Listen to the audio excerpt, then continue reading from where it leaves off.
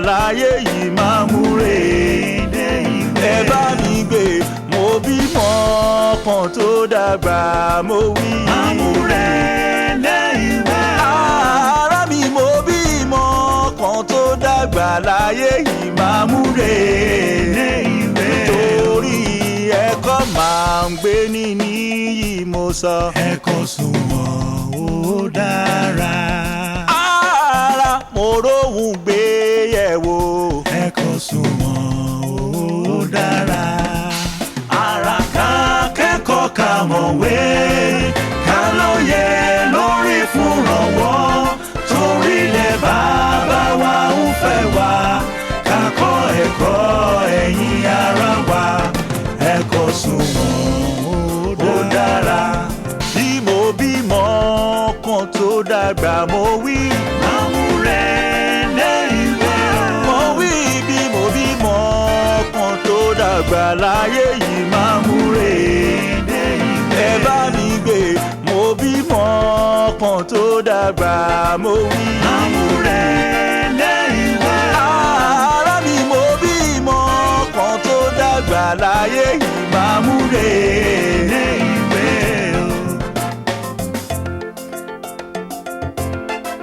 Máa múre ilé ìwé.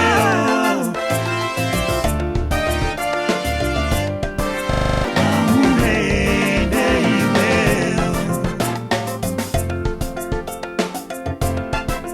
Máa múre ilé ìwé. Bí mo bímọ kan tó dàgbà láyé yìí máa múre ilé ìwé. Ẹ bá mi gbé mo bímọ kan tó dàgbà mo wí. Máa múre ilé ìwé. Ará mi mo bímọ kan tó dàgbà láyé yìí máa múre ilé ìwé. Torí ẹ̀kọ́ máa ń gbé ní níyì mo sọ. Ẹ̀kọ́ sunwọ̀n ó dára. Ara mo róhùn gbé yẹ̀wò.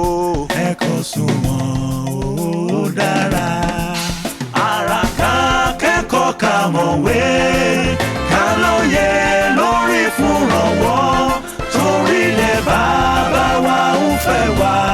Ká kọ́ ẹ̀kọ́ ẹ̀yin ará wa. Ẹ̀kọ́ sunwọ̀n ó dára. Bí mo bímọ kan tó dàgbà mo wí. Máa múre ilé ìwé. Mo wí bí mo bímọ kan tó dàgbà láyé yìí máa múre ilé ìwé. Ẹ bá mi gbé mo bímọ kan tó dàgbà mo wí. Máa múre ilé ìwé. Ará mi mo bímọ kan tó dàgbà láyé yìí máa múre ilé ìwé.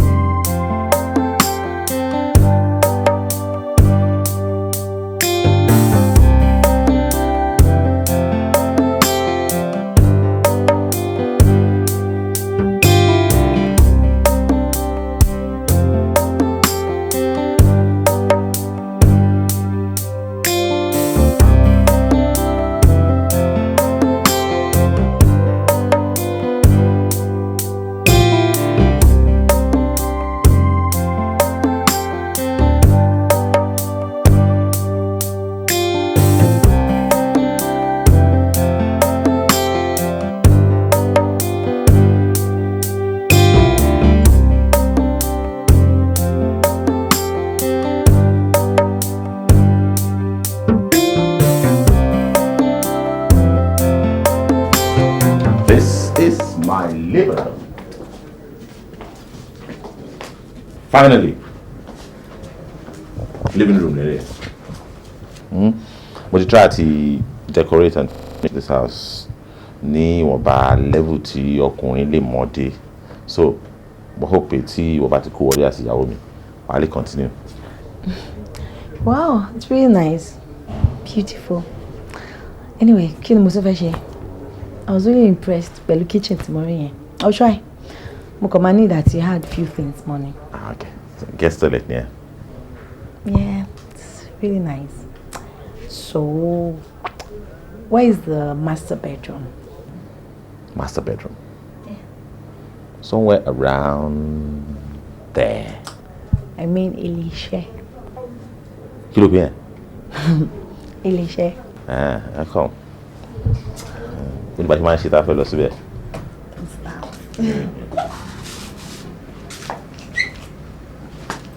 Ilé-iṣẹ́ àbí? I'll show you where it is.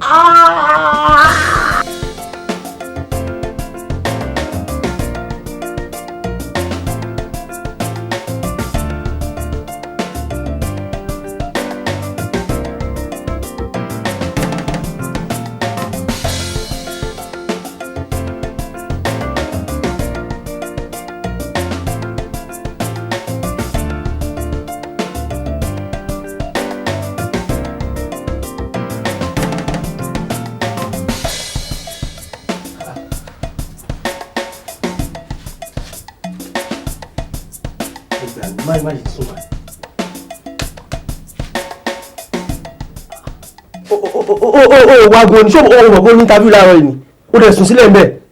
Ó jí mi. Ó mọ̀ ṣé ìwé wago ni ó ní mo jí ẹ ó mọ̀ pé ó ní interview láàárọ̀ yìí ni. Máa ní interview nǹkan sì bá torí Ọlọ́run. Tí ó kí mo ṣe gbé ni mo gbé dé yàrá a ṣe ń ṣe plan àti kó ẹrù sínú mọ́tò káwọn lọ sí Jerusalem wọ́n wọ Jerusalem wá jí mi. Next time bí àfọ̀ṣẹ́ àwọn asọ́fẹ́ tó bá jí mẹ́rin ìdí tí mo ṣe kí nǹkan tó ṣe kékeré máa ṣípè fún ẹ o má jí mi bẹ́ẹ̀ mọ́ náà. Ẹ gbà mí kí ló ń ṣe kí ló ń gbé òun lọ Jerusalem kí ló ń gbé. táwọn awọ rìbò kò lè yé wọ. kò lè yé mi ṣáà dìde oní interview tó ti yẹ o lè sùn síbẹ̀ ń gbá yẹn o.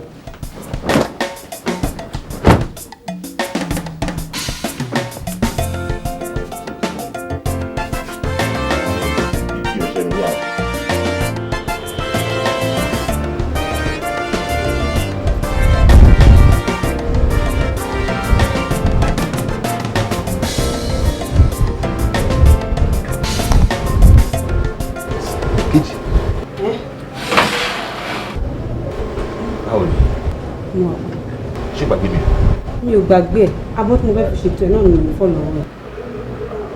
Ṣé ìyá ìyá ọmọ dára má gbàgbé pé apẹ méjì ò jẹ́ kó pọ̀. Máa jẹ́ kó pọ̀ wá máa lọ. Mo sọ fún ẹ wọ́n máa lọ má kó bá mi o máa wá gbé fún yín kà.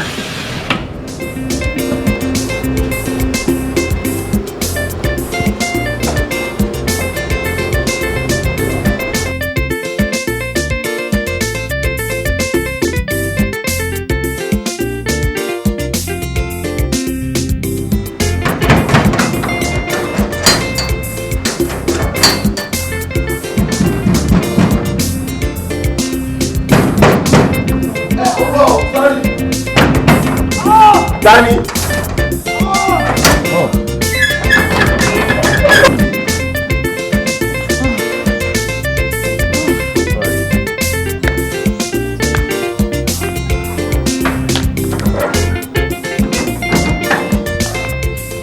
Jọ, ṣó yẹ kí a máa bẹ̀ ẹ́ kó tó ṣiṣẹ́ tí ò ń gbowó oṣù fún ni. Ẹ má bínú mo sáré lọ́tọ̀ ni. Ṣorí ẹ má bínú ẹ yẹn, mo fẹ́ kó fi sí àpò ẹ. And now let me give you the last warning of your life. Jẹ́ kí eléyìí jẹ́ the first and the last time tó máa ever tì mí síta. Tí iṣẹ́ ìbá ti sú ẹ, ó ò délé wáṣẹ́ mi. Kí ló ń wò? Nothing. Mi wọ hàn. Fool.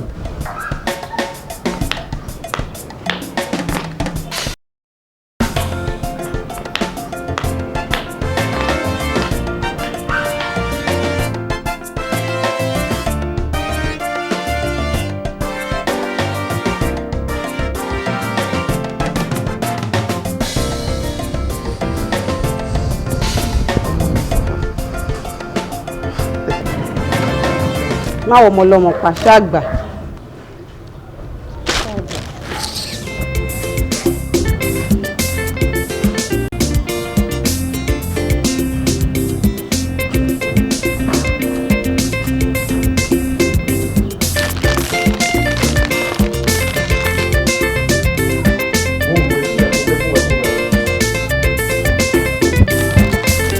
Wáyọ̀.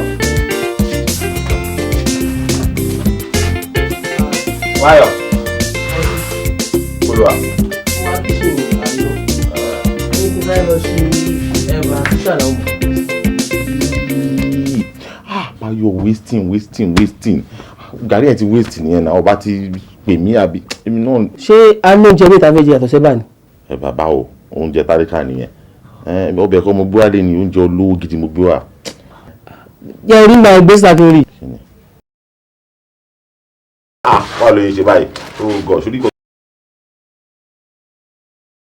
Irú àwa olówó báyìí tá à ń jẹun olówó aláìkí àwọn tálíkà máa ṣe wàdùwàdù sínú oúnjẹ wa. ok bàbá olówó. Yes. olówó bàbá. Èmi ló ń ké sí yẹn. bàbá olówó. Ṣe sọ lẹ́ẹ̀kan sí. bàbá olówó. Kò sọ̀rọ̀. Ní sùúrù ni o. Ní sùúrù oh my God Báyọ̀ pretend you olówó once in a while. ok n ti relax gbóúnjẹ sílẹ̀ kí n rí.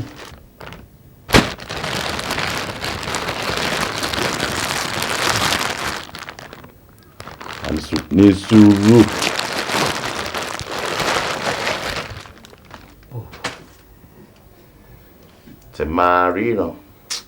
Tẹ máa ríran. já ríran sí. Kò yá o.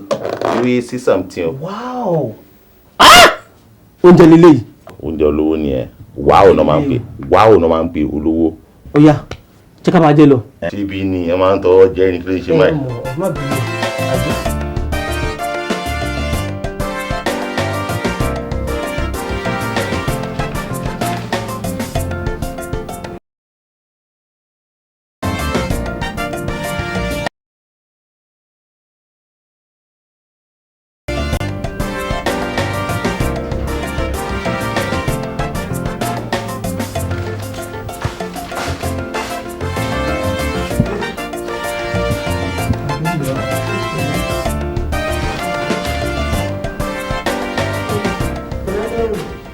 mo ń gbọ́ tẹ̀ ń sọ lánàá fún láti kẹ́kọ̀ọ́ àwọn fíìmù kan wálé ìgbà wo la fẹ́ lọ.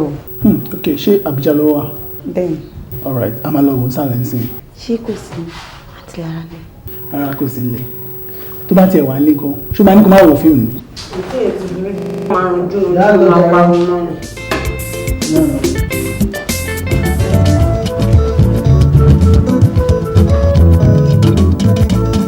irú ìṣòro wo ló dojú kàn kó bá dúró dolúwa kò sóhun tó ṣòro olúwa láti ṣe ọ̀rẹ́ dúró àmúgbáyé lọ àmúmíràn wá dákúyé o dúró dolúwa àmúgbáyé lọ àmúmíràn wá dákúyé o dúró dolúwa àmúṣòro lọ àmúrọ̀rùn wá dákúyé o dúró dolúwa àmúṣòro lọ àmúrọ̀rùn wá dákúyé o dúró dolúwa àmúgbáyé lọ.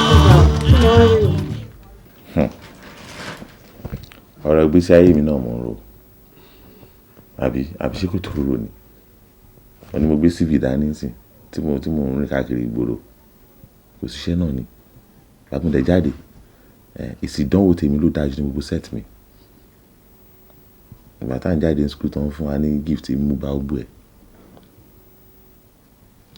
inú mi ń dùn pé mo ní hope pé after service mi kò sí bó ṣe jẹ́ ni màá tètè ríṣẹ́ torí result mo ní àmọ́ irọ́ ni mo wáṣẹ́ mi ò ríṣẹ́ security ni mo ń ṣe bẹ́ẹ̀ kẹ́ mi ní first born nílé wa àbúrò mẹ́ta wà lẹ́yìn pẹ̀lú màmí tó ń expect owó látọ̀dọ̀ graduate ẹ̀gbọ́n wọn. ẹ wò ẹ rárò ni o àdúrà ní kẹjẹ ká máa gbà báwo ní tàbí tẹ lọ fún lánàá. Wọn gbà mí náà ni wọ́n ní mi ní experience sọ fún mi báwo mo ṣe ní experience tó máa gbà mí. àsìkò ọlọ́run lójú ọlọ́run àṣẹ ìtọ́jà. tó gbóúnjẹ wá.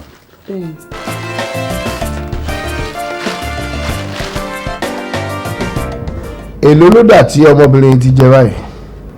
500,000 is that? You have no lifeline. If you miss this question, you go back to 250,000 naira. However, if you get this question, you will be winning 1 million naira. ṣé yẹn wà tó báyìí. ó bẹ̀rẹ̀ lójú ni she's so sure of herself. lọ́rọ̀ ẹ̀ lójú ń bọ̀ so sure of herself kẹ̀kẹ́ ló jẹ́ bẹ́ẹ̀. wo ojú kòkòrò ló ń dààmú ilé ojú kòkòrò ni. àkógbà yẹn kó rọra wọ́kèwé kí ni kọ́sọ̀ tó. I think the answer is B. Uncle Ero, mo answer yẹn. The correct answer to that question is C. C ni. Yes. C kẹ. Yeah. Sherry, this exact question mo answer nínú course wa kan mo dẹ̀ gbà. o gbà pa ni. Mo gbà pa. wà á ti lára answer our question yẹn ṣe sí o D ni. Bọ̀ kò sẹ́ni tó pè é sọ̀rọ̀ náà. no ọ̀rọ̀ pèsè ọ̀rọ̀ kan lé ọ̀rọ̀ lẹ̀ yìí àwọn náà ní interest inú táwọn sọ nìyẹn. jókòó ìwọ pè ní kíni. D ni. ìwọ ní kíni. But C ni I'm 100% sure. Mo D lè bet C like C D C ok ìwọ náà jókòó mo fẹ́ mẹ́ni tó gbà náà ẹ̀ méjèèjì. àbí wọn náà máa sà. ó jẹ́wọ́. I'm sorry, Madeline. The answer is not B, but D. sori báyìí àṣọrí pé ọlọ́run pọ̀ sí ló gbà. Thank you for coming to the show.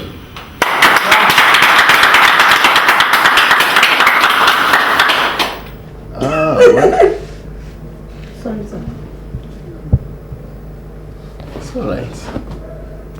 wà á já parí program yìí jẹ́ àwòtán olódò. o ti free ṣáà manager rẹ̀ mo fún ẹ ní kan lánàá. ẹ jẹ́ ká máa fi ṣe one day on one day off. all right dear.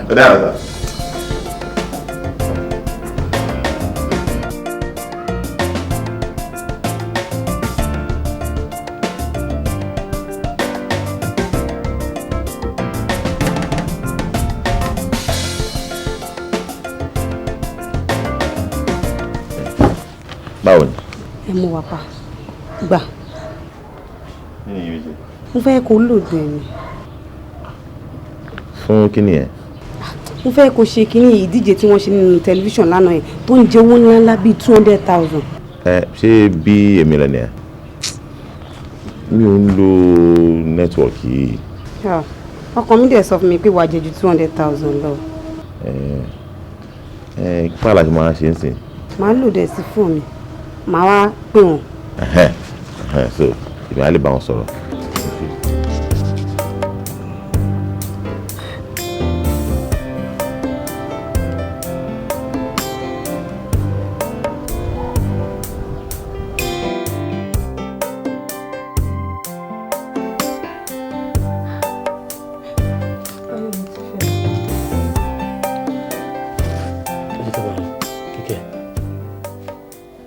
tí a sọ yẹn náà ló máa ń ṣọ́ra mi ti yẹ sí. Báyọ̀ ṣó fẹ́ pa mí ni oyún ẹlẹ́kẹfà rèé tí mo ti ṣẹ́ Báyọ̀ má pa mí náà ṣé o mọ̀ wípé oyún ṣíṣẹ́ yìí ó lè lẹ́yìn ni Báyọ̀ má pa mí I can't afford to terminate this pregnancy again.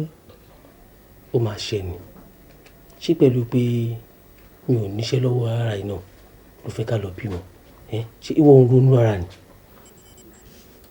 Báyọ̀ mi ò kí ń ronú rárá mi ò ní ronú kankan bí mo ṣe wà yìí sórí alákàn ni mi lọ́wọ́ tí mo wà yìí Báyọ̀ mi ò ní ronú mi ò lè ṣẹ́ oyún torí mo máa ń sọ fún ẹ Báyọ̀ wípé kò máa lo rọ́bà dáàbòbò ó máa kọ̀ wá fàkékọ́rí wàá máa sọ pé sharp man ẹ ó ti wá dòun sí ó wá ń sọ fún mi pé kí n lọ ṣẹ́yún báyọ̀ mi ò lè ṣẹ́yún mi ò lè ṣẹ́. ọmọ kan tá a bá ṣe ń sìn lẹ́yìn tá a bá ti ṣe ilé ìtàn mo promise ẹ condom làwọn máa lò ṣó ti yẹn sìn. condom kò lè ṣiṣẹ́ mọ́ báyọ̀ mi ò lè ṣẹ́ oyún ni mo sọ yẹn. o ní choice o ní choice lẹ́yìn kò ṣẹ́ oyún yẹn o ní choice lẹ́yìn mi sẹ́ láti gbéyàwó sílé sí mi ṣe wà. kí ló dé kí ló ṣẹlẹ̀ náà. ọdún mi pọ̀ sí i ẹ bá mi kìlọ̀ fún báyọ̀ o ṣe ló tún sọ pé kí n wá lọ ṣẹ́yún mi ẹ bá mi kìlọ̀ fún ọ mi lè ṣẹ́yún ọ. Look. O láti calm down, o láti take it easy now. Everyone no ma understand feelings tiẹ̀. O ti ṣe ọ̀pọ̀lọpọ̀ oyún fún ẹ náà. Ó yà wèrè ni. Ọ̀rọ̀ mi ló sọ fún mi náà. Mi kò tó yẹn, kò tó jà. Advice mo kàn fún ẹ bí ọ̀rẹ́. Àbí? Báyọ̀ tẹ̀ lónà. Kí ni nǹkan tó ní fún Kíkẹ́ náà ṣe? O fẹ́ fẹ́ ni àbùkàn bá ṣeré. Now you are talking. Sórí Kíkẹ́ bó ṣe wà mo nífẹ̀ẹ́ gan mo lè fẹ́ ni but mi ti fẹ́ kó bímọ fún mi sí ṣe wọn náà wo condition tá a wà yìí ni ṣé pẹ̀lú pé kò síṣẹ́ lọ́wọ́ wa yìí náà ni màá ní mo fẹ́ fẹ́yàwó mo fẹ́ bímọ pẹ̀lú pé kí n gbèrò ṣé ìwọ náà ronú sí ni ṣé pẹ̀lú pé àjọ ń gbénu yàrá kan yìí náà sí ni màá ní mo fẹ́ gbéyàwó wá síbẹ̀ mo fẹ́ gbọ́mọ síbẹ̀ tí ò bá jẹ́ pé bóyá ìwọ máa ń lọ síbi iṣẹ́ ó máa ń gbóúnjẹ wálé lẹ́kọ̀ọ̀kan tí máa ń rí jẹ ebi á máa ti lò mí gan pa. Only point lápá kan and on the other side only point kankan.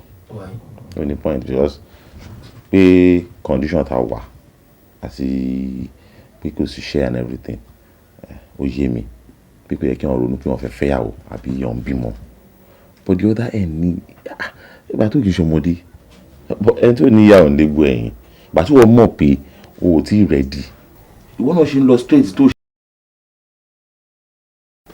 for two things ká má rí irú àwọn ọ̀rọ̀ oyún tó fàjà ń sìn àbí kí ọlọ́màjẹ́ ká rí kó lọ ní àrùn kan tó wá di pé ó máa fa wàhálà sí sára ẹ̀ then importantly yẹ kó máa ro condition ọ̀nà Kíkẹ́ kó rò pé ẹ̀ tó ṣẹ́yún ẹ̀kíní ẹ̀kejì ẹ̀kẹta ẹ̀kẹrin ẹ̀karùn ẹ̀kẹfà tí kò bá lọ affect womb nǹkan tó di pé ẹ̀rọ ní ìṣòro later. o ṣe gan o ṣe o thank you. mi ní sense. mi.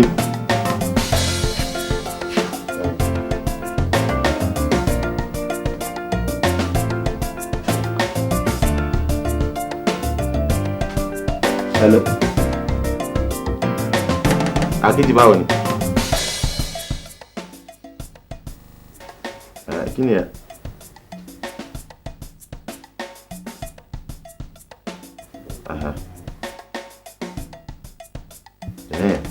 àwọn wo.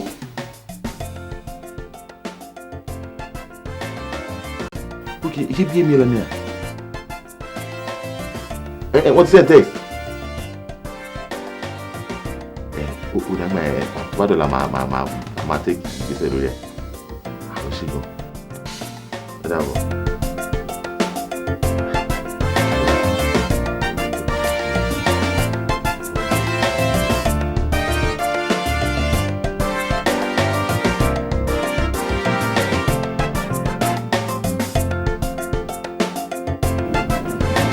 Ìyanu láyé mi bàbá, ìyanu láyé mi ọmọ, ìyanu láyé mi ẹ̀mí mímọ́, ìyanu láyé mi, ìyanu láyé mi bàbá o, ìyanu láyé ọlápọ̀sí Ọlọ́run, Olúwa mo fẹ́ kó ìyanu láyé ọlápọ̀sí, Olúwa jẹ́ láyé ọlápọ̀sí Olúwa.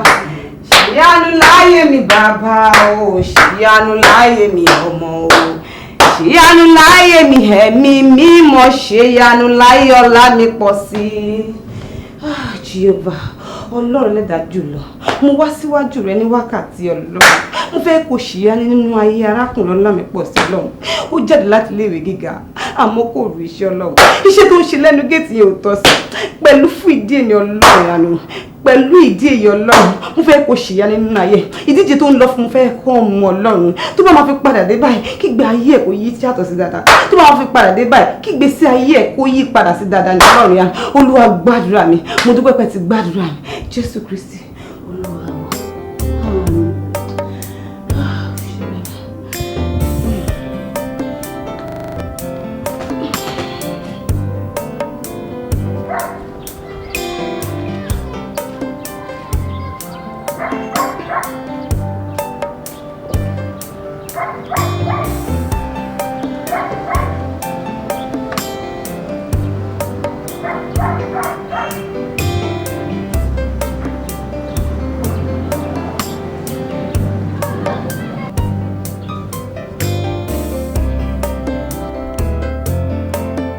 Èló ló wá jẹ o? 2 million. Ọkọ mi sọ fún mi pé wàá jẹ ju 2 million lọ. Owó kejì o jẹ́ kí n jẹ 2 million mẹ́rin ó ti tó 2 million. 2 million. Nǹkan tọkàn tèmi sọ fún mi òun ni mo sọ fún ẹ̀yìn. Gbogbo owó tí mo ṣàjọ ọmọ ní kí n kó fún ẹ. O ṣe kejì wo tí bá ti gba sálárì máa dá padà fún ẹ ṣùgbọ́n. Sálárì kẹ̀ ṣé wọ́n tún gba aládùúrà kó padà wá sí bíbá ẹni? Èmi kejì èmi ní ìgbàgbọ́ wípé nígbà tó bá máa fi parí ìdíje yẹn ìgbé ayé á yàtọ̀ sí dáadáa. Ṣáàjà àṣìlọ́nà ká dé àbí. Mo gbé nǹkan lé náà jẹ́ gbé wa máa lọ.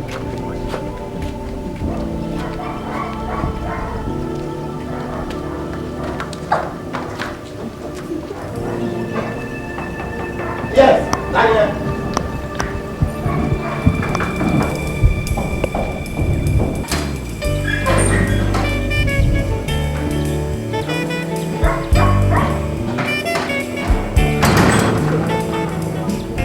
Lara.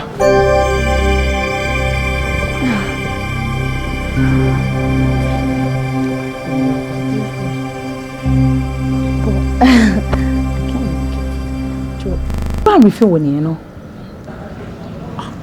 No, mo kàn fẹ́ invite ẹ síbi kan ni mo ṣe pè ẹ́. What? Invite me lọ síbi kan? Are you mad? Are you out of your senses? Bobo, you crazy kẹ. I can't really understand what is going on. Mo fẹ́ lọ sí ìdíje kan ni mo wá ní bóyá. Can you please just shut up? Ìdíje? Kí ni títẹ̀ mi pẹ̀lú ìdíje? Má lọ sí ìdíje, kó lọ sí ìdí gan. And next time in your life, tó bá tún ever pe orúkọ mi, I swear I'm going to kill you. Fool. Please leave me. You don't need me. And leave me. To but to ever try nonsense pẹ̀lú mi. I swear I'm going to kill you. Oh, you don't need me. Idiot. You want to pour a little. Just leave me alone. You're mad.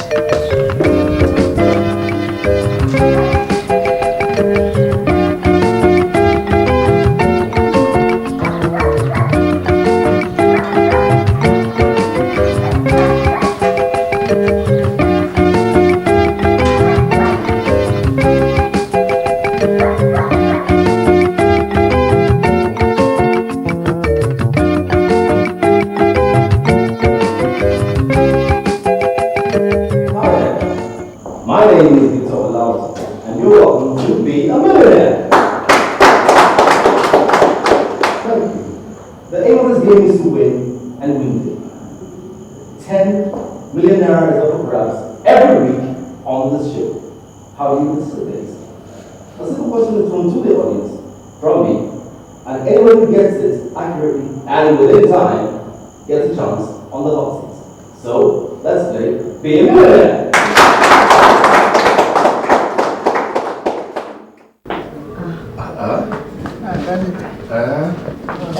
Sharawa.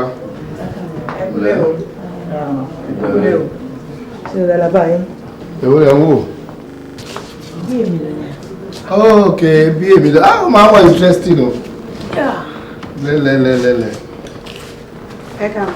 Oh, Jerry, my dear. Yeah. Ah. Ẹ pẹ̀lẹ́, mo rí kó rẹra.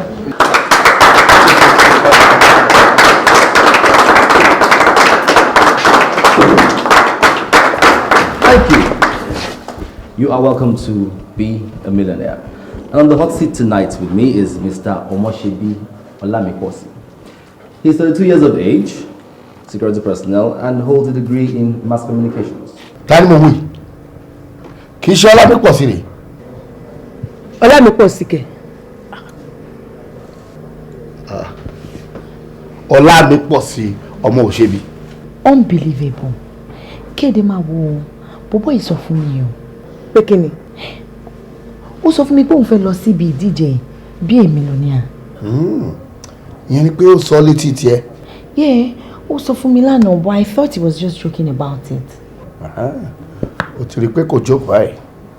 For real ni. Round of applause, please.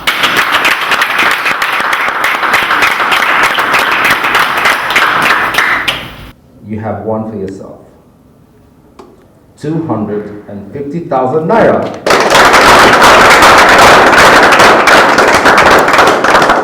Ms. Olamikosi, I will issue you a check for that amount.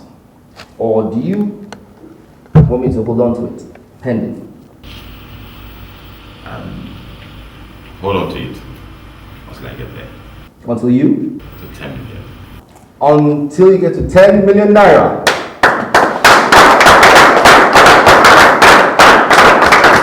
Now, the next question is for 500,000 naira.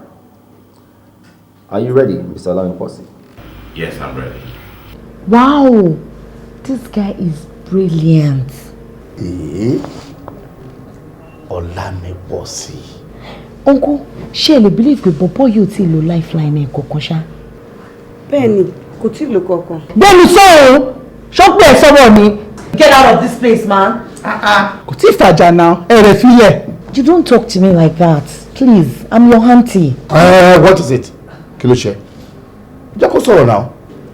Wo ẹgbẹ́ tó kókó owó ṣe ọpọlọ jàre wo performances ọmọ yìí. Ẹ ṣe sá.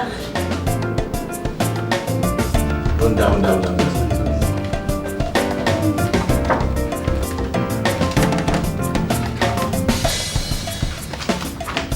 Ètí mò ń kó lọ sí Japan yẹn dáa. Mo tí wọ́n wá jẹ tajà. Mo ń sọ̀tẹ̀ dáadáa ni àwọn fẹ́ sọ̀tẹ̀ kó wà òkè sàn. Gbàgbé kí ni wọ́n fẹ́. Mo sọ̀tì tó ń gbọ́ bí ewé jóbélé. Tó wá tì ní o, ó ní o, tó wá tì ní o. Ó ga o. Òwú tà mí sí, this is 3 o'clock. Ṣé mo dùn wà lọ́fíìsì báyìí kí ni mò ń tà? Lọ́kọ̀ wájú mi jẹ́ kí.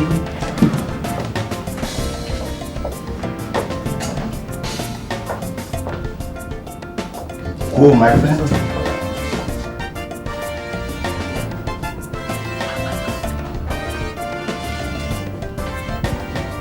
The answer to that question is B. Congratulations. You have won 2 million naira. Good. Fine answer. This is a brilliant boy. Ọmọ ìtì mọ̀wé jù. Ọlọ́run. Wọ́n ní gbogbo ẹ̀yin ìfojú pamọ́ sígbà tá a wá àwọn young sharp like you tó máa bá handle àwọn project wa. Irú àwọn tí mo ní ìdí ibi iṣẹ́ mi nìkan ṣe rú wọ̀nyí. Elúkà tí n wọ́n wo. Kẹ́dẹ̀ máa wò sá o. Bọ̀bọ́ yìí ó ti wá ṣe interview lọ́dọ̀ wa. Some months ago, gbà tá à ń wá àwọn èèyàn. Ó wá ṣe interview. Bẹ́ẹ̀ni sá, this very guy. Ẹ̀ẹ́dẹ̀ mú. Kò ní experience ni experience ẹ̀ lò sá. Kí ló ní ìgbà tó ní experience? Tí wọ́n ní experience gbogbo yìí, èmi ò tún lè yìí. Kọ́ńtínẹ́tì ló máa ń sá àwọn questions yìí. Kò ní experience, wọ́n ní experience, wọ́n tó kìkì kóòtù ló ń kó kiri. It's not how long you can do it, but how well wọ́n mo dé yìí. In fact, ọlọ́mọdé àṣìyàn gbà lọ́rọ̀ yín. Kẹ́dẹ̀ máa wò sá o. Security personnel ní bọ̀bọ́ yìí. Security ló ń ṣe. Bẹ́ẹ̀ni sá. What a waste. Àti sọ àwọn kankan nù ní country wa ẹ̀ tipẹ́tipẹ́. Gbogbo àwọn ọmọ tó jẹ́ pé a lè lo máa lo experience agbárí wọn tó ń gbà ní young age báyìí ta lè tap wọn tí results will be good. Man. The next question goes for 5 million naira. Now, if you lose this question, you go back to 250,000 naira. May I remind you, your lifelines are still intact. However, if you win 5 million naira. Are you ready for the question? Yes. Who is the governor of Bauchi State? A. Ojumadweke. B. Shehu Shagari. C. Nelson Mandela. And D. Issa Yagudu. Now, may I remind you, if you lose this question, you go home with 250,000 naira.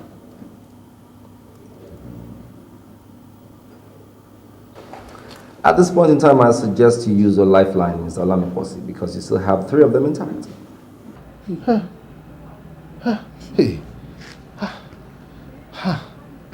Ṣé ló yẹ kọ́mọ ìdẹ̀ rọra gba owó tó jẹ kó dẹ̀ rọra máa kọrí sílé jẹ́jẹ́. Bẹ́ẹ̀ ni tí ó bá ṣe pé ó jẹ́ bẹ́ẹ̀ ni ó ń láṣejù olójú kòkòrò ọmọ ni. No, o gbọ́dọ̀ má gbà ẹ́ question tó rọ̀ pátápátá ni. àìsàn kò ṣe ló dà pé ẹ̀ read mind mi nǹkan tí mo fẹ́ sọ nìyẹn. This is the simplest question téèyàn kankan ò gbọdọ̀ má gbà. Nelson Mandela ni now. Bẹ́ẹ̀ ni sir, as in Nelson Mandela. Lára torí Ọlọ́run olóòdù orúra pátá ojú ẹja nìkan ló mọ̀ jẹ. Nelson Mandela kọ́ Mandela Nelson ni.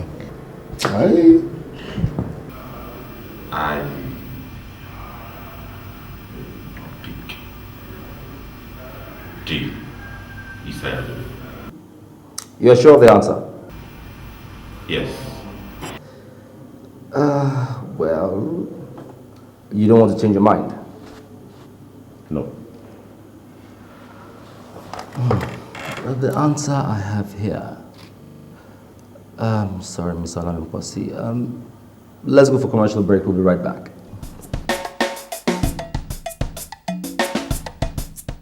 Mr. Olamipose, I'm sorry to say this, but you have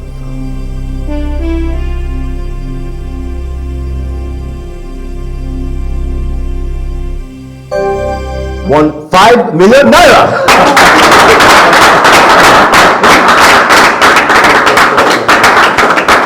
You have broken the Nigerian record and equaled the worldwide record. Now, this next question takes you to the ultimate prize of 10 million naira. Are you ready for the question, Mr. Olamipose? Yes. Who won the Iowa primary elections in the United States of America? A. Hillary Clinton. B. Ronald Reagan. C. Hillary Duff. And D. Barack Obama. Now, may I remind you that if you lose this question, you go home with 250,000 naira. However, if you win this question, you go home with 10 million naira. You are still at liberty to walk away with your 5 million naira. Ẹ wo kẹ́ni bá wọ kàn mo mọ ìdáhùn sí ìbéèrè yìí o. Pé ẹ mọ̀. O tún bí mi o ti gbàgbé wípé mo wà ní United States of America nígbà tí wọ́n ṣe election yẹn. Uncle, tẹ́ bá mọ ẹ̀dẹ̀ sọ. Ẹ̀kan ń rò mí ní sọ fún yín. Wọ́n tún ti bèrè mí lọ́wọ́ ẹ̀ má sọ mọ́ kó dẹ̀ gba owó tó jẹ kó máa lọ pẹ̀lú 5 million naira ó ti ṣoríire. 5 million naira 5 million naira kí ló tún wá.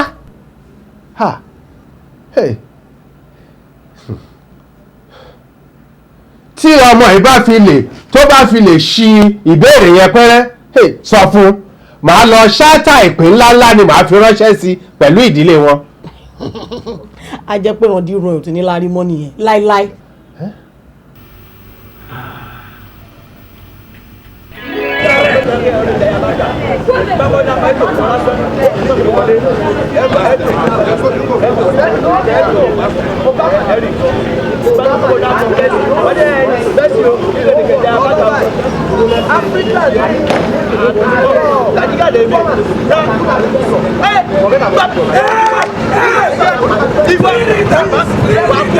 eléyìí ò lélẹ̀ kékeré nígbà báàkà ni àwọn gbọ́ di alọ́wọ́ ìkìlọ̀ ń ṣe eléyìí ok tó sọ fún ẹ tó sọ fún ẹ ẹ̀mí bá kìlọ̀ ń ṣe ẹ wọn ló bò ní ẹ tó sọ gbogbo ìjà báàkà ìyá báàkà ọ di alọ́wọ́ ìkìlọ̀ ń ṣe eléyìí tó wá bá wo báàkà lèmi nóbi ṣe ó lélẹ̀ kí lélẹ̀. sori pé Clinton ló wọlé. no it's Obama look at this. àní Clinton ní sẹ́ẹ̀. baba Obama baba Clinton ní. eléyìí ò lélẹ̀. kékeré nígbà báàkà ni àwọn gbọ́ di alọ́wọ́ ìkìlọ̀ ń ṣe eléyìí ok tó sọ fún ẹ tó sọ fún ẹ ẹ̀mí bá kìlọ̀ ń ṣe ẹ wọn ló bò ní ẹ tó sọ gbogbo ìjà báàkà ìyá báàkà ọ di alọ́wọ́ ìkìlọ̀ ń ṣe eléyìí tó wá bá wo báàkà lèmi nóbi ṣe ó lélẹ̀ kí lélẹ̀. sori pé Clinton ló wọlé. no it's Obama look at this. àní Clinton ní sẹ́ẹ̀. baba Obama baba Clinton ní. go to the figure. no look at come and look at this. This is 11 million votes. No, Obama ni sẹ́ẹ̀. Clinton ní sẹ́ẹ̀. ẹni sùúrù náà kí lẹ́yìn sọ. mi sọ pé Clinton ló wọlé. But I said it's Obama. but pépà tẹ máa ń kà máa ń fún ni ẹ̀ ń ka pépà kan tí ò ní lárí ẹ̀ wo ní sùpàlélẹ̀ yìí pépà ni tó máa fún yín ní information tó múnádóko ẹ̀ wò ó ní ẹ̀ gàdàgbà ń bì í kálélẹ̀. Kí ni mo sọ? This is Obama. bẹ́ẹ̀ Clinton lèmi rò pé wọlé. Ẹgbẹ́ ìlànà pé ẹrù pé n tó ṣe lánàá ni. Láíláí láyé ẹ má gbé wa yẹn ti di. ó ga o. Amẹ́ríkà gan apá wọn jẹ́ fi champion mu gàrí. Láíláí wàá bá gbé màálù wọnú BRT wọn tó láyé Ọlọ́run. sórí tí bàbá Clinton tó sọ́tòrò lógo ló ṣe support ẹ̀ Clinton nìyẹn pípa ní kówó Obama ó kò tó yẹ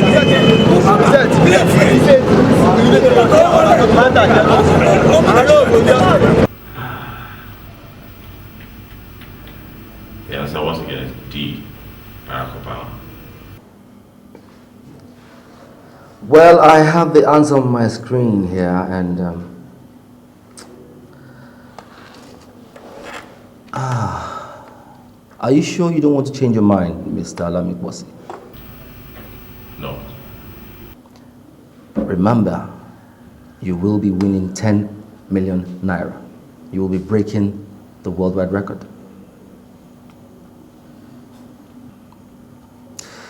I'm sorry, Mr. Alamikwasi. The answer is not.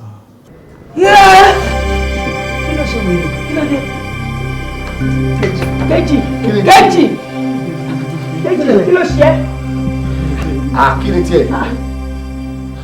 ooo kàkà kélé náà sọ ohun tó yẹ kó sọ kó dáhùn béèrè tó ní dáhùn béèrè ká kúrò ń bẹ̀ ìyẹn náà tó ní ká tún lọ bá a ṣe kọ̀máṣà kan àbó rí nǹkan báyìí wo mi ò rò pé màá wo kínní ìwọ́n jàre. ẹ jẹ́ ká gbọ́ ìdáhùn sí ìbéèrè tí wọ́n béèrè lọ́wọ́ ẹ̀yẹn àwọn tá ti jókòó níbà láti ìgbà tó ti ń sọ̀rọ̀ ta ti bá bọ̀ láti kíní títí dé ó wá fẹ́ dé 10 million naira wá pa ẹ má pa kíní ẹ̀ tán tẹlifíṣàn kẹ́ jẹ́ ká wo kíní jàre.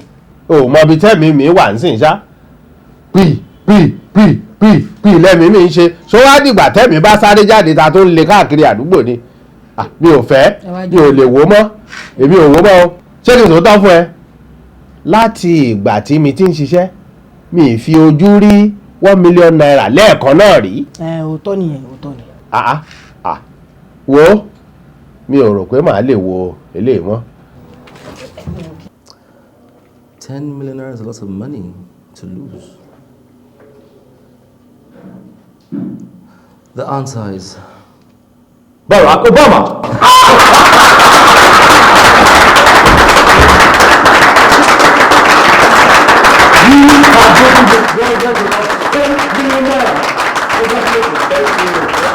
Anyway, you must get in touch with this producer, the producer of this program gangan, so that wàá lè mọ ibi tí bọ́ọ̀ yẹn wà tàdírẹ́sẹ̀ mo fẹ́ rí ní ọ́fíìsì ní I mean next week tí n bá ti dé weekend máa dé by Monday we gbọ́dọ̀ report to this office call me tẹ̀rù bọ́ yìí báwo ló bá ṣe dùn tó boy will be good for IPP project invest in the UK o kan lose ni o tó ń mú ti ẹ̀sìn ìgbó bóyá máa mú ọ máa train ẹ̀ lọ́hùn díẹ̀ wà á délé wà máa handle ẹ̀ but this time around.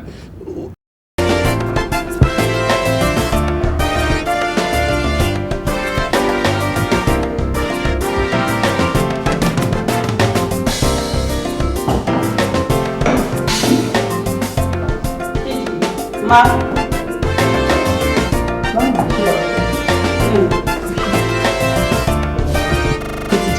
Mo ti jẹun ẹ̀yà pẹ̀lẹ́ díẹ̀ bó ṣe mọ̀ kó fine. Wọ́n máa ń sọ bẹ́ẹ̀. Wọ́n máa ń sọ bẹ́ẹ̀. Bẹ́ẹ̀ ni. Anyway, ó láwọn aṣọ kan tí mo fẹ́ fún ẹ wọ́n wà ń yára tó bá ṣe tán máa fún ẹ. Àìṣe. That reminds me, ṣo ní nọ́mbà pọ̀ sí i? Bẹ́ẹ̀ ni mà.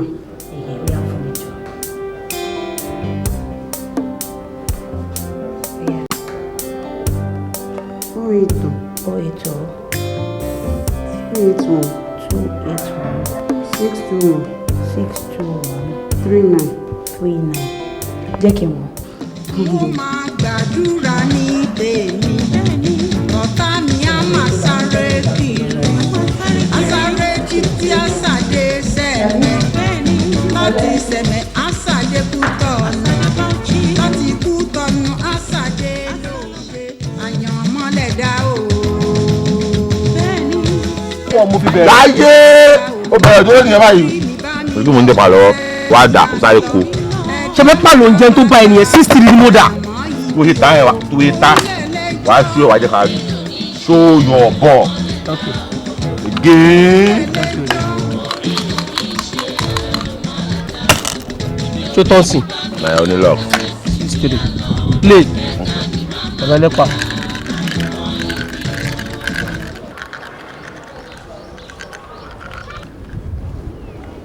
kí ló ń ṣe máa.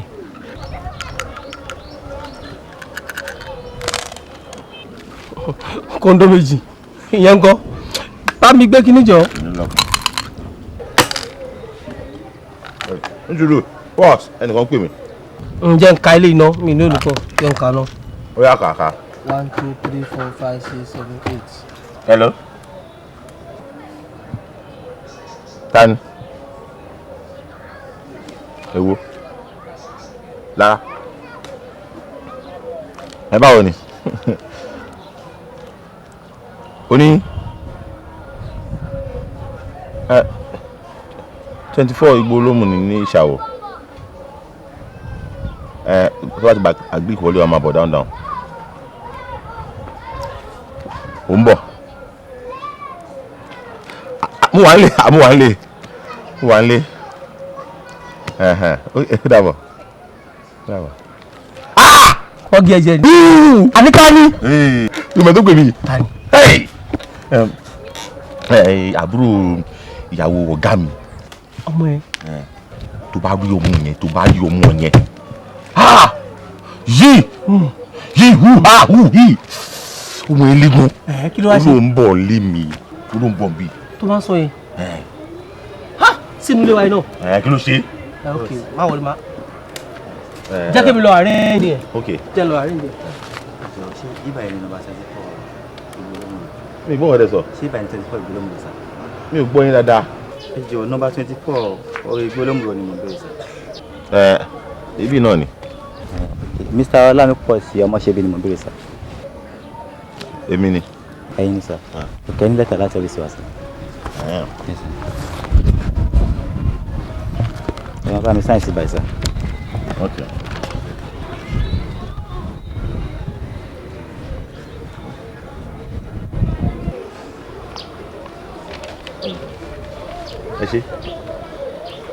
ẹ ṣé o. orí ló ní í ṣe àyànmọ́lẹ̀ dá o. bẹ́ẹ̀ni orí ló ní í ṣe àyànmọ́lẹ̀ dá o. ibi orí mi bá mi lọ ẹsẹ̀ sì ní à ń lọ ẹ̀dá mi má má gba àyànmọ́ yìí bí o. orílẹ̀ lẹ́jọ́. orí ló ní í ṣe àyànmọ́lẹ̀ dá o. kí ló dìde àwọn kọ́pìnì tí mo sọ pé mo lọ ṣe interview lọ́dọ̀ wọn the last time. The last time. sọ pé mi ò ní experience pé àwọn lè gbà mí sọ pé dispatch rider wọn ló bí lẹ́tà wá sí. ó yẹ kó mọ ọdún yẹn mí.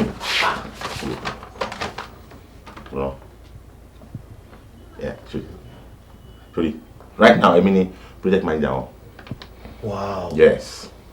Basic salary 500,000 naira. Yes. Okay, kékeré ni fúnra wa báyìí, you know. Bàbá olówó. Mo ti tọ́ la ka sọ̀rọ̀. Oh, only official car. Ilé ọ̀fẹ́. Well furnished. Bẹ́ẹ̀ni. Ọmọ, o ti arrive nìyẹn. Mo ti kọjá arrive. No, ìgbà wo ni kò resume sí? Wọ́n ti soon. Next week Monday. Ó dáa o. The celebration ló kù. A ní láti celebrate. Láti gbádùn ara wa ni. Bàtà mi dà kó bàtà sí.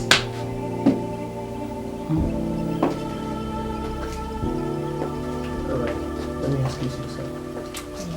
All right.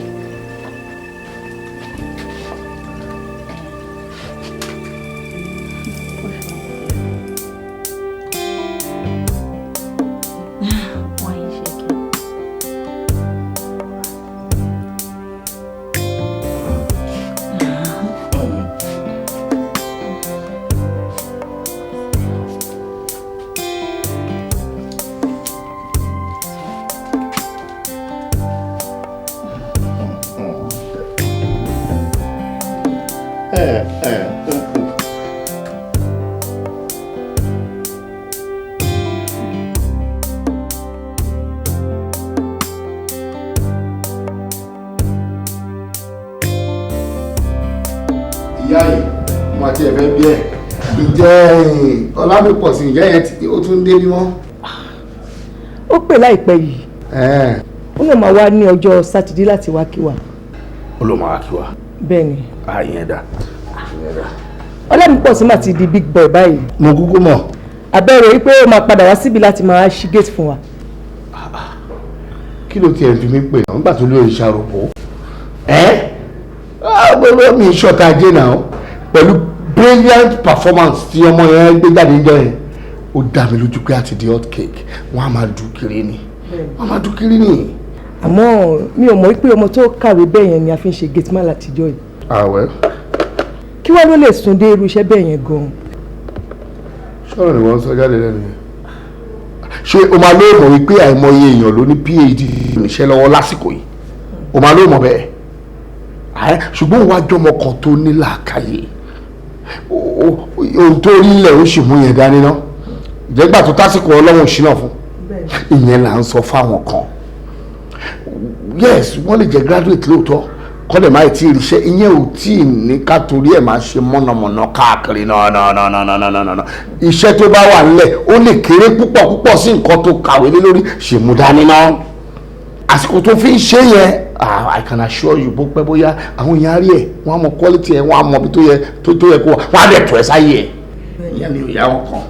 kọ́lọ́n kó máa tọ́ wa sọ́nà wa. ń bá mi mo nígbàgbọ́ pé àṣà àríyá tó padà sí London. ní bàbá dàbí bàbá rẹ̀.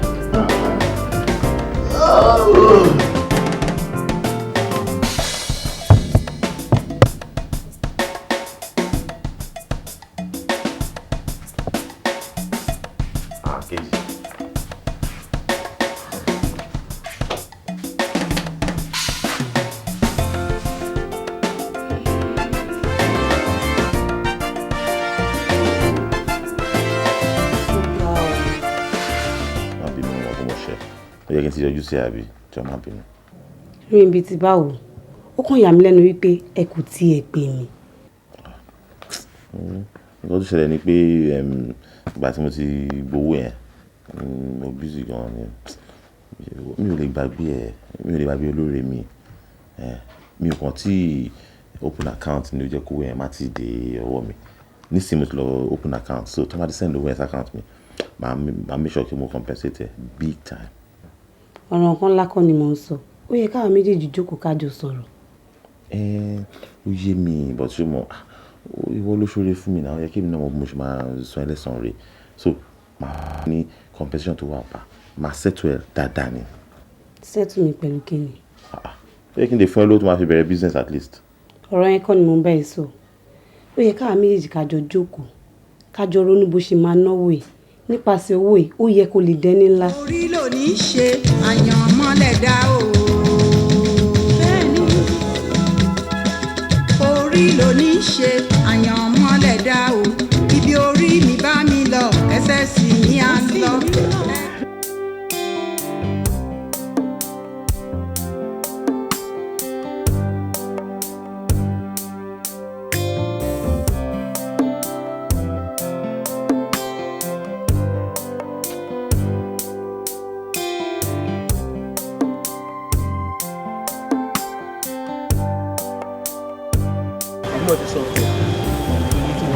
lẹ́yìn ilé ọ̀rọ̀ gbígbà tó ń ṣe yín àbá ṣe ọ̀tọ̀ tí ní wáyé láàrin àti ẹ̀mú.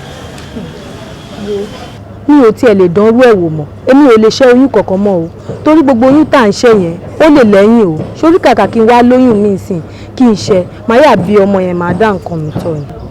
Kíkẹ́ ṣó o gbà mí gbọ́ ni pẹ̀lú gbogbo ìlérí tí mo ṣe fún ẹ mo ní kò ní sí nǹkan tó máa jọ orúkọ báyẹn mọ́ tó bá ti ní oyún kan sìn kò sí pà ń ṣe mọ́ the next thing ká lọ ṣègbéyàwó ni now. Ìgbéyàwó ṣé ó dìgbà tí n bá tún tó lóyún mi ká tó ṣègbéyàwó àbí. báwo ló ṣe ń ronú báyìí kò ṣe nǹkan tí mo mú nìyẹn o ṣé wọn náà ò rí pé nǹkan ti ń yàtọ̀ ni ṣé ò rí mi ni tí Ọlámipọ̀sí bá ti gba owó ẹ̀ sìn tó bá ti settle mi á dẹ̀ lọ wá ilé tá bá ti gbalé tó dáa á dẹ̀ ṣètò ìgbéyàwó wa àbí kí ló tún fẹ́ lẹ́yìn yẹn. àbí my dear that's it that's it ṣe gbọ́ ẹ ká lọ àbí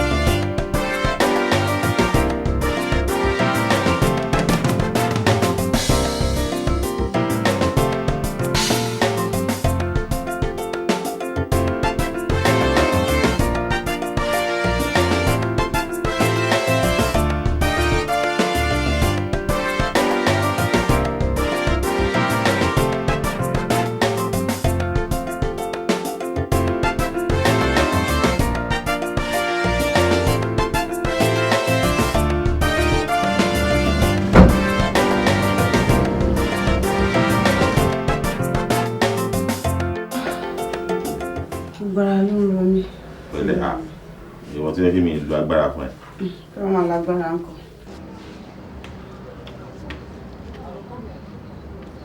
Pẹ̀lẹ́ ni ẹ wá sí mi díẹ̀ tí a tún ṣe mí. Kí ni? Ó fẹ́ pa mí. Ó lè kú jàre.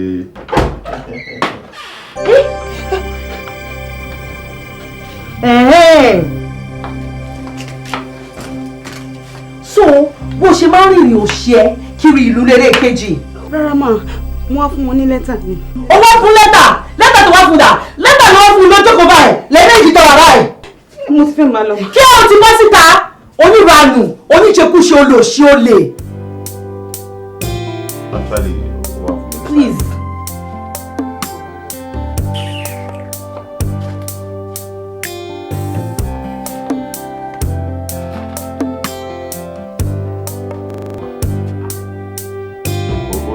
Àkọlé rẹ̀ ó máa rẹ̀ ẹ́. Ó rẹ̀ mí sẹ́. Ó rẹ̀ ẹ́. Ó rẹ̀ mí náà. Ló rẹ̀ ẹ́. Ó máa má burú náà. Ó rẹ̀ mí. Ó rẹ̀ mí sẹ́. Ó lè rẹ̀ náà. Àló rẹ̀ mí. Ó lè rẹ̀. Ó rẹ̀ mí.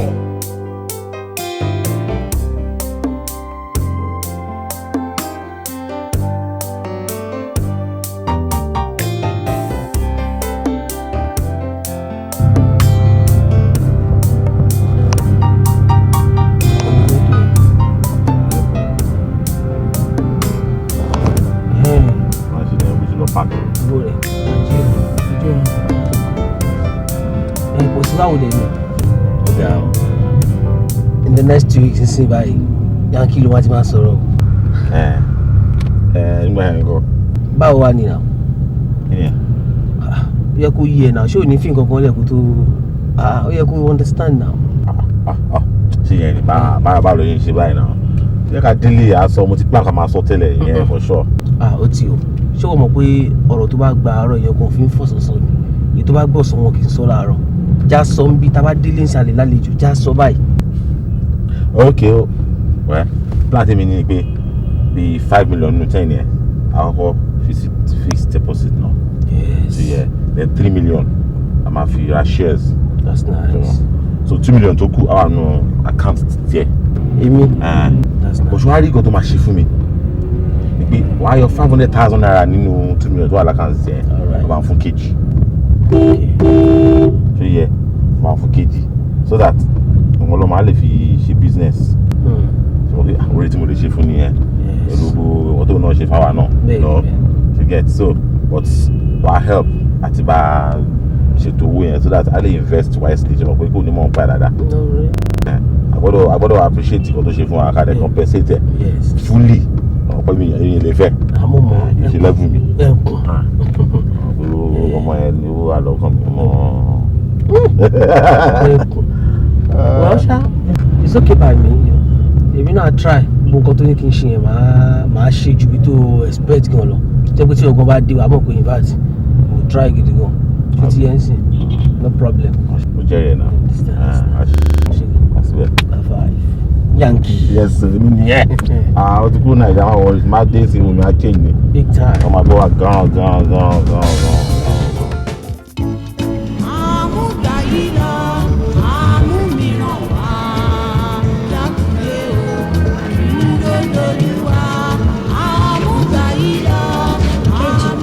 Ibi ló wà mo ti ń wá ẹ káàkiri kí ló dé iná tá a dá sílẹ̀ látàárọ̀ títí tó fi dọ̀sán ò jẹ́ ṣé kò sí àbí nítorí bọ̀dá Ọlámipọ̀sí tó travel tí ó sọ fún ẹ. Rárá o àmọ́ nǹkan tó dùn mí jù ni pé ìgbà tí mo dé Ọlámipọ̀sí ló wá sọ fún mi pé ó lọ ìlú òyìnbó. Ó má dẹ̀ wá ga fún ọ̀gbẹ́ni yẹn o. Bí yóò gbàgbé ni. Gbàgbé kẹ̀ irú ìgbàgbé wo nìyẹn wo mi ò rò bóyá ó gbàgbé jàre. Rárá èmi ní ìgbàgbọ́ wípé ìlú òyìnbó tó lọ yẹn ó lọ lójijì ni kọ́ lọ́n bá ń ṣọ lọ kó bá ń ṣọ̀bọ̀ tó bá máa fi padà dé á sọ̀dí tó fi lọ tó fi dágbére fún mi. Ó dá o èmi ń padà sẹ́nu iṣẹ́ mi nìyẹn o. Bíọ́lá kí nìyẹn. mo fẹ́ béèrè nǹkan kan lọ́wọ́ ẹ̀ o. Ìbéèrè wo. kí ni nǹkan tó lè fà tọ́mọbìnrin ò bá fi rí nǹkan oṣù ẹ̀ ni. Irú ọmọbìnrin bẹ́ẹ̀ ti lóyún nìyẹn. Oyún kẹ̀. Ṣé ìwọ ò rí nǹkan oṣù rẹ ni? Rárá o. Sọ fún mi àbí o ti lóyún? Rárá. Mo fẹ́ lọ dáná tèmi o mò ń lọ kejì.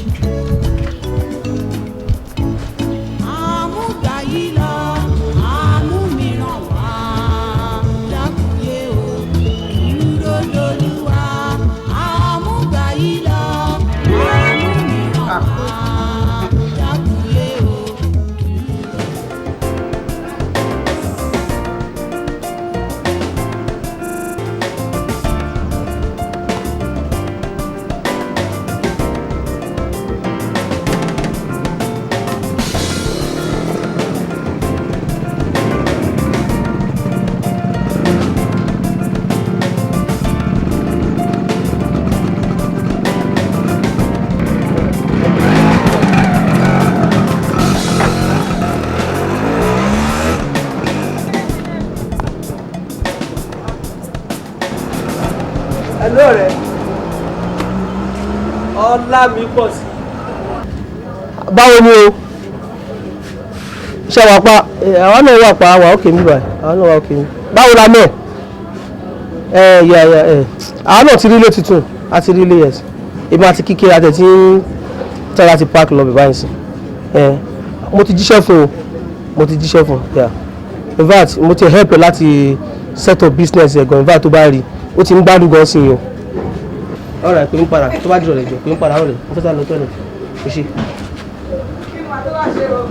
kejì kí ló wá ṣe ládùúgbò yìí ṣé mi sọ pé kó má wá sí ibà ìmọ̀ ni Ọlámipọ̀sí ti travel ó ti lọ sí ìlú òyìnbó kò dẹ̀ padà wá mọ́ nìyẹn ó ti níyàwó títí ẹ̀ so kí ló wá wá kiri kò padà wá sí ìlú ìmọ̀. ẹ má bínú bọ́dà Báyọ̀ nǹkan tó ṣẹlẹ̀ sí mi mo ní kí n wá ṣàlàyé fún yín. kí ló ṣẹlẹ̀ sí ẹ o. mo ti lóyún fún Ọlámipọ̀sí. Mi gbọ́.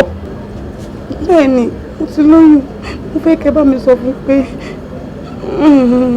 Àbórí ẹ̀ dàrú ni kí n bẹ́ẹ̀ sọ fún ta ni pé kí ni ọgbọ́n tí mo sọ fún ẹni Ọlámipọ̀sí ti lọ sílùú òyìnbó ó dẹ̀ ti bá ìyàwó tiẹ̀ lọ ó ti lọ settle down pẹ̀lú ìyàwó tiẹ̀ náà máa ń lọ ìdúró lọ́rùn táwọn olóyè gbére wọn lórí tó wá ń sọ pé olóyè Ọlámipọ̀sí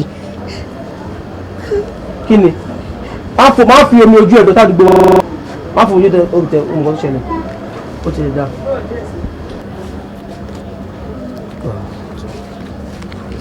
kejì 2,000 naira tí Ọlámipọ̀sí ní kí n fún ẹ lélẹ̀ ó máa dá kó gba owó yìí sìn kó lọ fi yọ oyún inú ẹ̀ dànù kó lọ bá bá láì fi tiẹ̀ lọ. àbí pé kí ni ibo ló gbà wá ṣe báyìí ẹ̀yà ó ṣe wà lọ ó ṣe gan.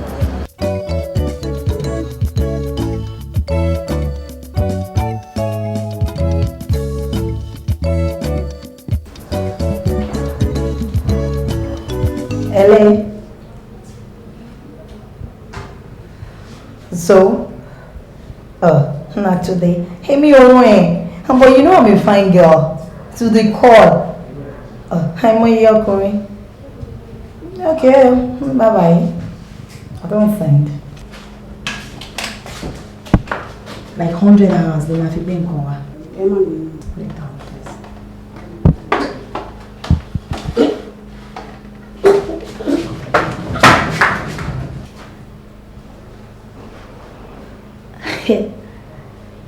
I hope it's not what I'm thinking.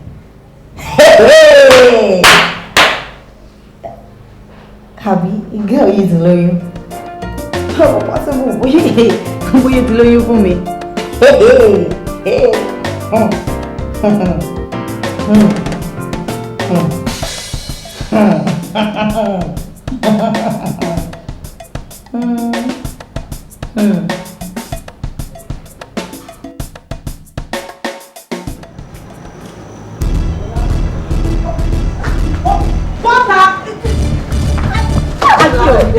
Ìwọ olórí púpọ̀ sí ayé máa tẹ̀ tí wọ́n bàjẹ́ o ìwọ bí bàbá mi du ọkùnrin ṣé ń sàkọ́ fún ẹ inú ilé ló máa bí mo ṣe yẹn sí. àǹtí Lára ẹjọ́ ìṣàánú mi kò síbi tí mo lè. ibi tó bá wù ẹ́ kó lọ ibi tó bá wù ẹ́ kó lọ tó bá wù ẹ́ kó lọ jó sábẹ́ bridge tó bá wù ẹ́ kó bọ́ sínú canal tó bá wù ẹ́ kó yẹn lọ kó lọ jó pọ́ìsì kejì kò sí ètò kan mi ibi tó lọ ti máa mú ẹ ẹ̀gbọ́n mi àti ọkọ wọn ti lọ sí lóyìnbó èmi náà bí handover inú ilé ìfún ìgbà tó dẹ̀ lọ wọn ò fọlá borí lẹ́nu náà so oyún inú ẹ̀yẹ ò lè bí síbi ìwọ ní ìlànà àtọ̀lé ọ̀nà òṣèré ní burúkú máa lọ bákì ọ̀fíìsì and leave. ẹ bá wọn mi rò ẹjọ́ ẹ bá mi bàtí lára.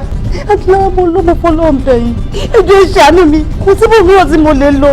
àǹtí ẹ jọ̀ọ́ nítorí Ọlọ́run ẹ má bínú gbogbo nǹkan kí nǹkan tó bá ṣe ìjọba àforí ẹ jọ̀ọ́ nítorí Ọlọ́run.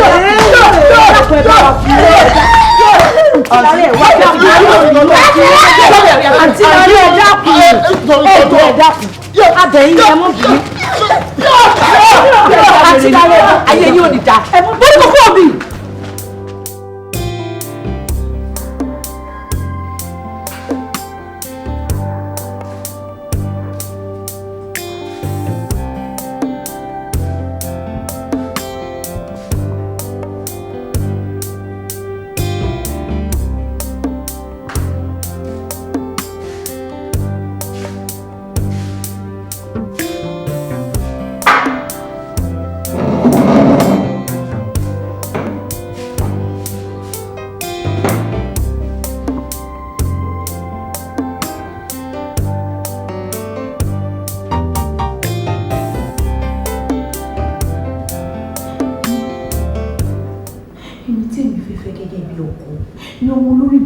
Sọ pé òun lóyún fún.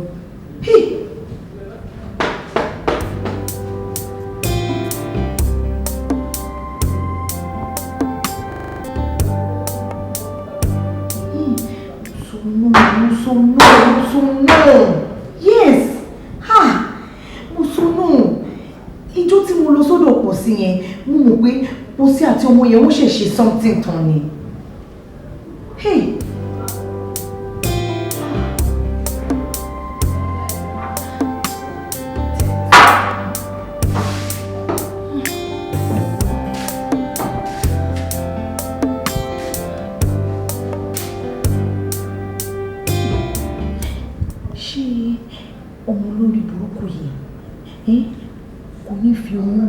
fi gbọ́kọ lọ́wọ́ mi. Kí ni mo fẹ́ ṣe báyìí?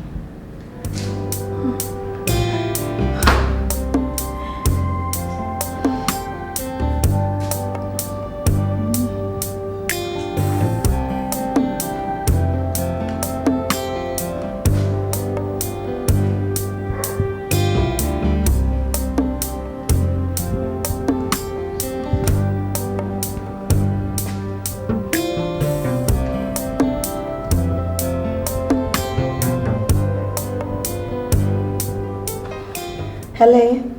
Hey baby. Kí ló mean by ta ló ń sọ̀rọ̀? Èèyàn mélòó ló ń pè ní baby? Lára ló ń sọ̀rọ̀ jù. I'm fine. Sure, we're okay. God, I miss you. And baby, mo ní good news for you. Yeah, I'm pregnant. Yeah, you're happy. Yeah. Yes. Yeah. I love you too, baby. Yeah. Mo ti fẹ́ bí gan bí mo ṣe wà. My darling, I'll talk to you later. Bye.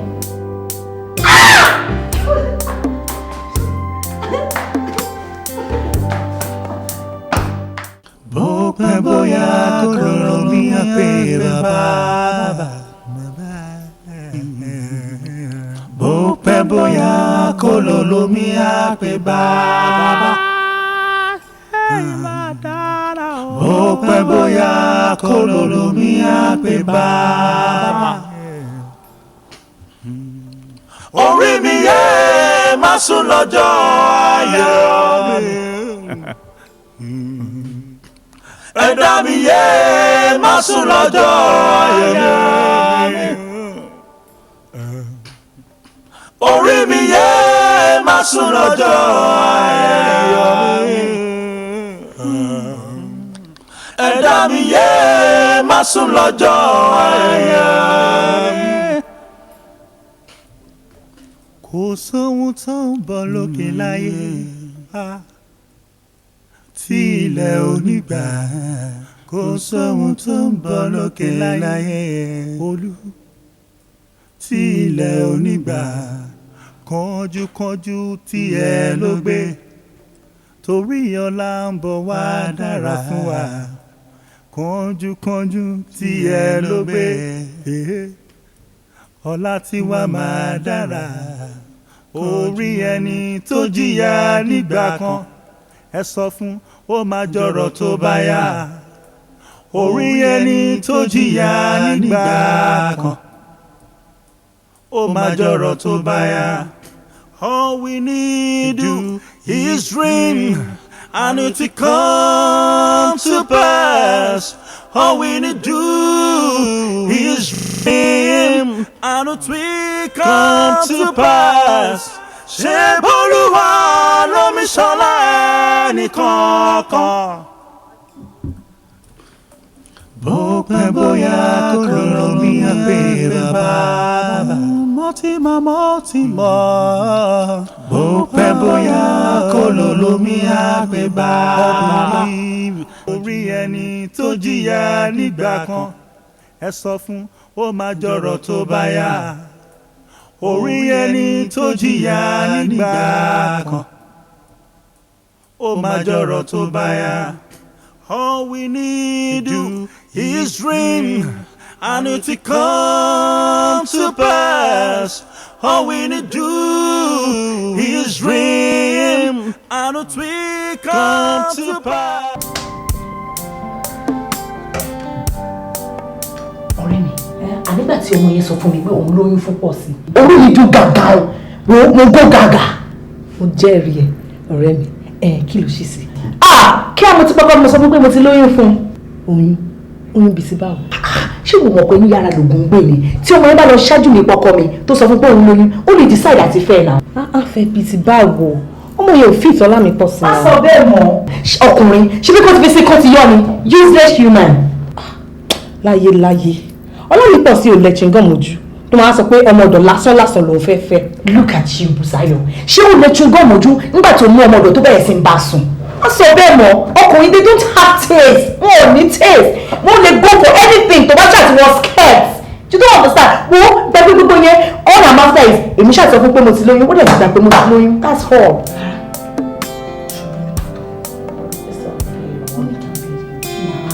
So very entity. Like you don't know everything. Ṣé bí yẹn mo fi gá ni?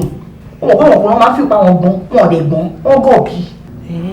Ìgbà tó sọ fún kí ló sọ? Inú ẹ̀dùn bàjẹ́ ṣe ló ń fò sókè tó ń fò sílẹ̀. Sórí ni. The exaggeration náà ni ẹ̀dẹ̀ ṣe pé òun pàwọn obìnrin máa exaggerate. He was so happy. Ṣé ní ìgbà tí mo pè tán láti mo sọ fún pé mo lóyún kò pè mí rárá ó pè mí tó 787 times. Are you for real? I am not lying. In fact only first thing tomorrow morning kí wọ́n lọ gba owó kí wọ́n lọ gba lé. Kí ló fẹ́ fi lé ṣe? Ó ní mo fẹ́ kí n bímọ mi síbí ni. So ilé tó ń bá gbà fún mi her excellency bíbẹ̀ ni màá bímọ sí. Ọ̀rẹ́ mi mo ti àwá. In fact bí mo ṣe wà yìí gan àtún depart. Mi ò lọ́rẹ̀ẹ́ ọ̀tẹ̀. Ó ṣáà máa ń lọ airport. Ọ̀rẹ́ àrẹ́bà departure èmi náà sọ. Trust me baby. Ẹ̀ẹ́dẹ̀ẹ́dì ló ṣe lẹ́nu lánàá. Kò sẹ́nìtì lẹ́yìn ká lọ ṣe fàájì every club lámadé lálẹ́ bí mo tiẹ̀ ṣe wọ́n mọ̀ pé àìsàn ní olóńgbò báyìí ilé ti di ilé òkúté ìyá wọn. Tẹ́lẹ̀rán dídí nípa jẹ́ ìpè wèrè kan náà àwọn wèrè tí a kó sílẹ̀. Ṣadíà. Bó pẹ́ bóyá kó ló lómi àgbẹ̀ bá. Say I believe. Bó pẹ́ bóyá kó ló lómi àgbẹ̀ bá. Orí mi yẹ má sùn lọ́jọ́ ayọ̀ orí mi o. Ẹ̀dá mi yẹ má sùn lọ́jọ́ ayọ̀ mi o. Orí mi yẹ má sùn lọ́jọ́ ayọ̀ mi o. Ẹ̀dá mi yẹ má sùn lọ́jọ́ ayọ̀ mi.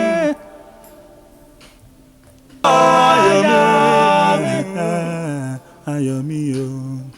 Orí mi yẹ má sùn lọ́jọ́ ayọ̀ mi. Ẹ̀dá mi yẹ má sùn lọ́jọ́ ayọ̀ mi.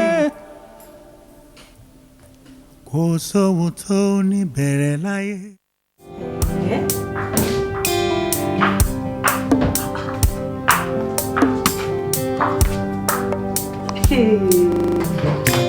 Ọ̀rẹ́ ọwọ́ ẹ̀ máa ti tẹ̀kẹ̀ ó gbìyànjú gan ni o. Bọ́sí ló fi owó gidi ránṣẹ́ sí mi. Ó ní kí n make sure pé mo furnish bí dáadáa and you know my baby is got high taste. Ìyẹn náà dà ó really try then ó ló ti get àwọn furniture. Total furniture ni wọ́n dẹ̀ máa import àwọn furniture wọn wá láti Italy. Ṣòro àwọn furniture tó ń wọ nínú ilé mi méjì péré ló wà ní Naija. I'm too posh. Anyway, ó ti ẹ̀ gbìyànjú. Thank you. I'm just trying to be what my baby wants. Oh, sorry, excuse me. Hello. Hey, baby. Hey, darling. How are you? Oh, I miss you too.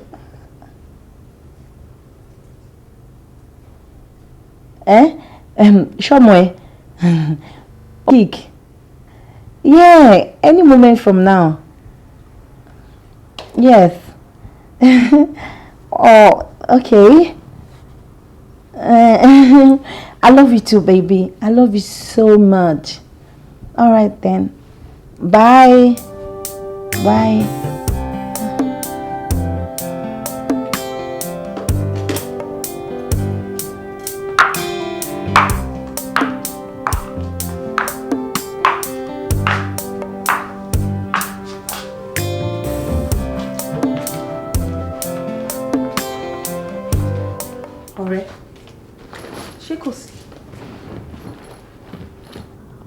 Ló bá mi sọ̀rọ̀ tán sìn.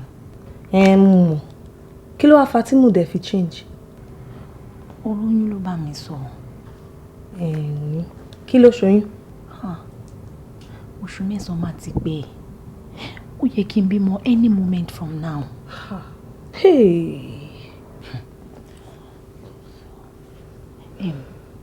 Bọ́sídẹ̀ sọ wípé òun fẹ́ kí n wá lọ bímọ mi sí London. London? Ìyẹn possible o. èmi náà ti sọ fún pé kò possible àmọ́ ó insist pé London ni mò ń fẹ́ kí n bímọ sí torí pé òun fẹ́ kí ọmọ wa kó jẹ́ citizen. wàhálà dé ṣé wàá rí i pé tèmi ti bá mi báyìí ọ̀rẹ́ mi kí ni mo fẹ́ ṣe. má worry a máa wá solution sí náà ni. Solution ọ̀rẹ́ mi wo Africa tètè wá solution ni o torí tí n bá lọ sí London àṣírí mi máa tú. má worry àṣírí ẹ ò lè tú nǹkan kan ṣe wá sí mi lọ́pọ̀lọ́ sìn. ọ̀rẹ́ mi I trust you I trust them any solution any idea please just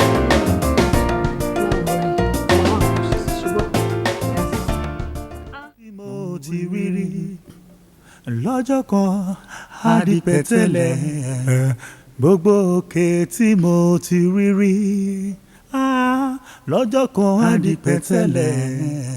orí mi yẹ má sùn lọ́jọ́ ayọ̀ orí mi ẹ̀dá mi yẹ má sùn lọ́jọ́ ayọ̀ mi.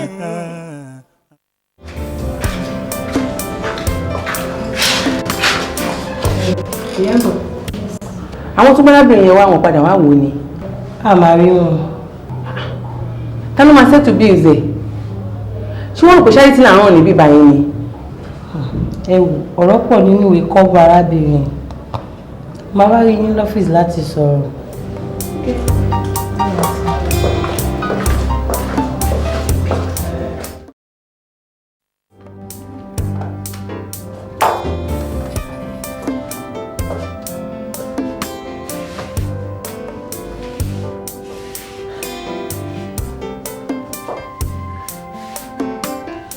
Ìyábọ̀ ti ṣàlàyé àwọn nǹkan kan fún mi ọ̀rọ̀ yẹn. Ó ṣe ní láàánú gidigidi. Àmọ́ gẹ́gẹ́ bí abiyamọ, mo ṣetán láti ràn ẹ́ lọ́wọ́. Ipò tí ó wà yìí, ipò ẹlẹgẹ́ ni. O ní ìdí ìtọ́jú gidi gan ni. Màá gbà ẹ́ níyànjú wípé lóòrèkóòrè nígbàkigbà kó wá máa gba ìtọ́jú ní bíbá.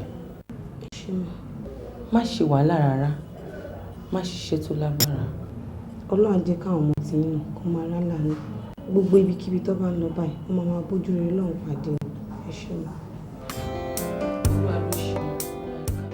Súre fún wọn lọ́jọ́ ìkúnlẹ̀ fún wọn bí wẹ́rẹ́ àgbo ìyá o bí wọ́n gbọ́tọ̀ mọ́ òbí má pọ̀jù ó má ṣàlàyé tó kẹ́jẹ́ má pọ̀jù ó má ṣàlàyé tó káyé bá yọ kán bá wọn ṣèkó mọ́ o bàbá aláboyún. Aláboyún o bàbá mi súre fún wọn lọ́jọ́ ìkúnlẹ̀ fún wọn bí wẹ́rẹ́ àgbo ìyá o bí wọ́n gbọ́tọ̀ mọ́ òbí má pọ̀jù ó má ṣàlàyé tó kẹ́jẹ́ má pọ̀jù ó má ṣàlàyé tó káyé bá wọn yọ kán bá wọn ṣèkó mọ́ o bàbá. Aláboyún o bàbá mi súre fún wọn lọ́jọ́ ìkúnlẹ̀ fún wọn bí wẹ́rẹ́ àgbo ìyá o bí wọ́n gbọ́tọ̀ mọ́ òbí má pọ̀jù ó má ṣàlàyé tó kẹ́jẹ́ má pọ̀jù ó má ṣàlàyé tó káyé bá wọn yọ kán bá wọn ṣèkó mọ́ o bàbá aláboyún. ẹ̀rí Bùsáyọ̀ mi ì sí lọ́dọ̀ mi o má bínú jọ rẹ̀ má bínú I'm so sorry mo wà lọ́dọ̀ àǹtí ìgbà tó ń sìn lé so I have to be at home láti máa tẹ́kì àwọn òrì tó kú sílé no problem máa bọ̀ okay then alright take care darling bye. Bí ẹ̀kọ́ tó máa bọ̀ fẹ́ fún mi surprise visit.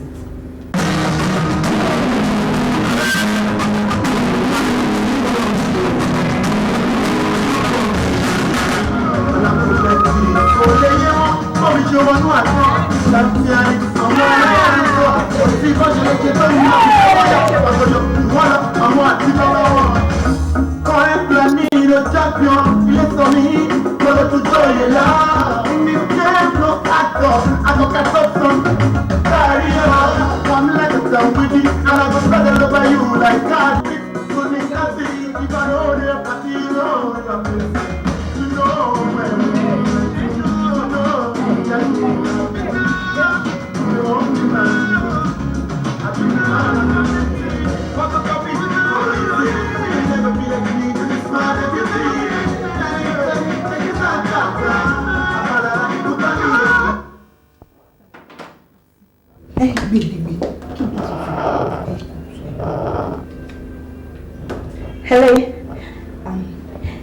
Hey baby.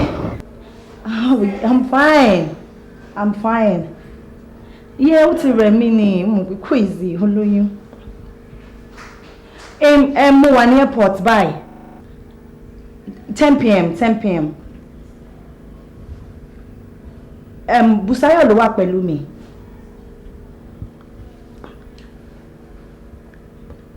Busayo. Yeah! Yeah! Baby, inú mi o! Inú mi! Ṣé mo try? Wo actress lọmọ. Hey! O ti di bookie right ni o. Àbí Fathia. Hey, àwọn Nigeria actress. Kí àgbẹ̀lẹ̀, kí àgbẹ̀lẹ̀.